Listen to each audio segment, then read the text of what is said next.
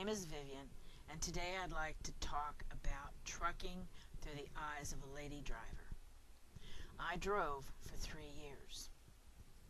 While driving, I didn't realize the number of women that drive truck in the United States. I did a little research and found that there are 200,000 women drivers, which is approximately 5% of the workforce. Being a woman trucker in a predominantly male industry presents its own unique set of issues and circumstances. It's a proven fact we are built differently for different tasks. As a woman in the workforce, we already know that physically we are the weaker sex. Unless a woman works out, she has only a percentage of the physical strength that a man has. A woman also has to be safety conscious. Some say more than a man. We have to make sure that our doors are locked at all times. We need a privacy curtain for when we're parked. And I would say we need a porta potty. A lady driver should also have a basic understanding of mechanics. Adjusting brakes was one thing we were taught while in driving school. But then they added, don't ever do it. Call road service. Now we think of a big truck or 18-wheeler as that big piece of machinery we see going down the road. But it does have a proper name, and that is tractor-trailer. Among the things that differentiate a tractor from a truck is the fifth wheel. It allows the tractor to pull a semi-trailer while supporting its front end. Now I have 4 pictures I would like to share with you. My first picture is a bobtail tractor with a red arrow pointing to the fifth wheel.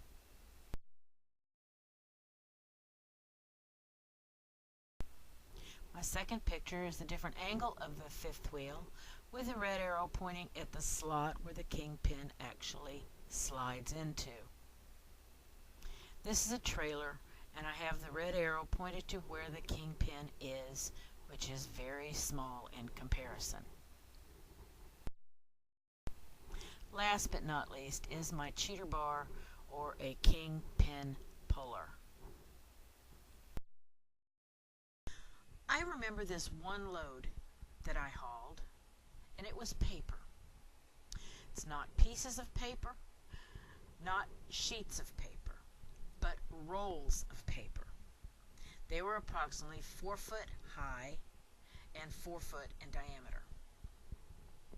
Now, when I would get to the shipper, I would usually have an empty trailer. I would have to park it and drop it. Dropping a trailer is getting out to find the crank for the legs, turning that big handle until the legs are lowered and take the weight off of the fifth wheel. I would then drive to another lot where the loaded trailers were, find the one I was to haul, and I would hook to it, which is just the opposite of dropping. Inside, the load would have 2x4s nailed to the floor to keep the rolls of paper from sliding or moving.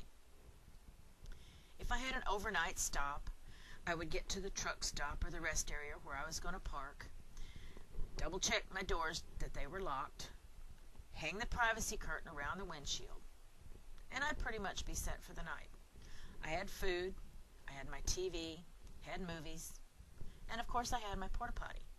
So I would not have to get out unless I really wanted to. When I arrived at the receiver, I would be told where to drop the trailer, go in, and have my paperwork signed. Now this one particular load was a paper plate factory, and I found it very interesting that I was able to watch them make paper plates. Papers were on their side, stacked together, 3 or 4. It would go through this large machine, which was a giant paper punch. It would punch out 4 different sections of plates. They were then stacked and wrapped. Now, when you buy a stack of paper plates in the store and you come home and you're trying to pull them apart, those that are stuck together, that's because they were punched together. And that's why I found that one was very interesting. Now, in conclusion, as a former lady trucker, I truly want to applaud the women who drive trucks. But I want to add that for me, it is a man's job. And I'm glad that I'm no longer involved.